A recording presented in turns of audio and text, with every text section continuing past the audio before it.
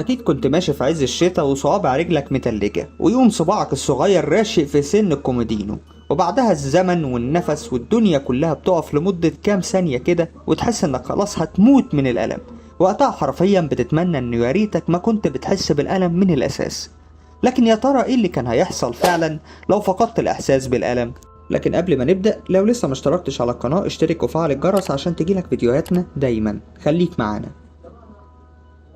يا ترى ايه هو الألم وليه بنحس بيه؟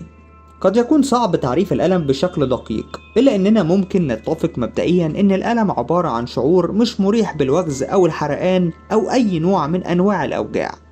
ودي طريقة الجسم بيقوم بيها عن طريق المستقبلات الحسية الموجودة في جميع أنحاء جسمنا من الجلد للنخاع الشوكي. والهدف منها هو تنبيه المخ لأن في حاجة مش مظبوطة أو فيها خلل أو عيب، وإنه لازم يتصرف فورا قبل ما الحالة تسوء. وبالرغم من إننا بنجري على مسكنات الألم من غير ما نفكر نحل المشكلة الأساسية، وأحيانا بنتمنى لو ما كناش نحس بالألم أبدا، إلا إن الإحساس بالألم نعمة مش هيدركها إلا الشخص اللي فاقدها. دلوقتي هتقولي هو في حد ما بيحسش بالألم يا عم أنت ولا إيه؟ هقولك. في سنة 1932 بلغ طبيب في نيويورك لأول مرة عن حالة لشخص بالغ من العمر 54 سنة بيدعي انه ما يعرفش شعور الألم وعمره ما حس بيه قبل كده حتى لما اتخبط ببلطة خراطة.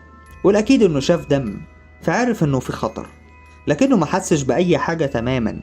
ودي ما كانتش الحالة الوحيدة، لأن بعد كده توالت حالات بنفس الوصف، واتعرفت الأعراض دي باسم CIB أو اللا شعور الخلقي بالألم. والعلماء اعتبروها مؤشر كويس عشان يدرسوا الحالات دي ويستفيدوا منها في تطوير مسكنات الألم. إلا إنهم في الحقيقة وجدوا صعوبة في دراسة الناس دي، لأن وجودهم نادر جدا. والندرة دي مش بسبب إن الشعور بالألم ضرورة ربنا سبحانه وتعالى وضعها فينا ومن النادر عدم وجودها، لكن كمان عشان الأشخاص المصابين بالCIB غالبا ما بيموتوا قبل العشرينات.